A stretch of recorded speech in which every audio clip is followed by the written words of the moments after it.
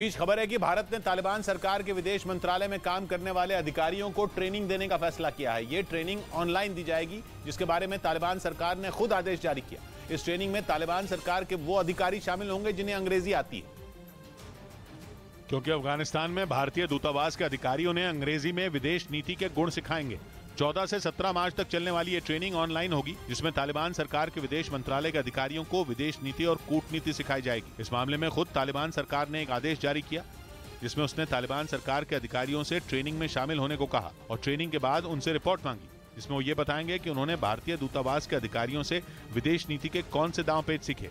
हालांकि भारत की ओर से इस पर अब तक कोई औपचारिक बयान नहीं आया है, लेकिन तालिबान सरकार ने आदेश जारी करके बता दिया कि उनके अधिकारियों को भारत के अधिकारी विदेश नीति सिखाने वाले हैं। वैसे भी भारत की विदेश नीति की इस समय दुनिया भर में चर्चा है, क्योंकि भारत ने एक बार नहीं बार बार यह साबित किया कि वो विश्व गुरु बनने का दम रखता है और सबको साथ लेकर चल सकता है। कभी पाकिस्तान के दोस्त माने जाने वाले और कट्टर छवि वाले तालिबान भी ये बात समझते हैं और इसी वजह से उन्होंने तय किया कि वो विदेश नीति भारत से सीखेंगे, क्योंकि उनका दोस्त पाकिस्तान खराब विदेश नीति का ही खमियाजा भुगत रहा है। वैसे अफगानिस्तान की सत्ता में आने के बाद से तालिबान भारत को सुरक्षा की गारंटी दे रहे हैं। तालिबान के कई वरिष्ठ अधिकारी भारत के साथ बातचीत के पक्ष में हैं। यही कारण है कि भारत ने काबुल में अपने दूतावास को अस्थायी तौर पर खोला है।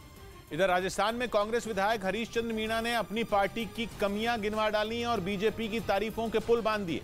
राजस्थान में चुनाव का काउंटडाउन शुरू हो चुका है और हर बीतते दिन के साथ कांग्रेस के अंदर मनमुटाव नए स्तर पर पहुंच रहा है। इस बार बीजेपी से कांग्रेस में शामिल हुए हरीश चंद्र मीणा बोले और ऐसा बोले कि कांग्रेस की पूरी बखिया ही उधेड़ डाली, क्योंकि पिछले कई साल से राजस्थान कांग्रेस में संगठन खड़ा करने पर कोई काम ही नहीं हुआ। प्रदेश अध्यक्ष तक परमानेंट नहीं है।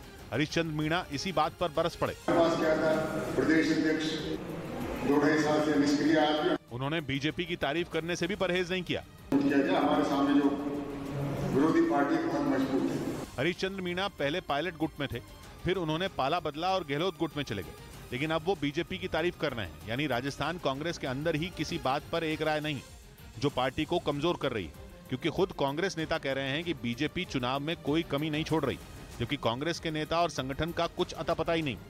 उधर प्रधानमंत्री पर दिए बयान पर राजस्थान कांग्रेस प्रभारी घिर गए। उन्होंने जयपुर के एक कार्यक्रम में पीएम पर विवादास्पद बयान दिया, जिसके बाद बीजेपी भड़क गई और उसने कांग्रेस पर बार बार प्रधानमंत्री का अपमान करने का आरोप लगाया। कब्र खोदने की इन्होंने बात करी है, अभी खत्म करने की बात कर रहे हैं। सुखजिंदर सिंह रंधावा से पहले राजस्थान में अजय माकन प्रभारी थे, लेकिन पिछले साल 25 सितंबर को राजस्थान में जो सियासी उथल-पुथल मची, उसके बाद रंधावा को राजस्थान कांग्रेस का प्रभारी बनाया गया।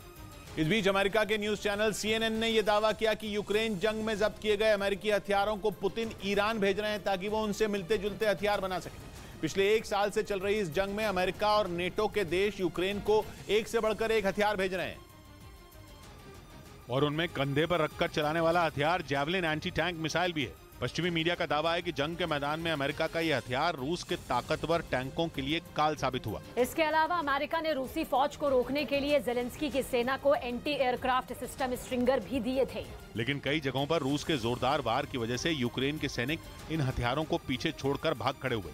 और अब अमेरिकी न्यूज चैनल CNN का दावा है कि उन हथियारों को जब्त कर रूस ईरान को भेज रहा है, जिनसे वो उनकी तकनीक चुराकर उनसे मिलते जुलते हथियार बना सके।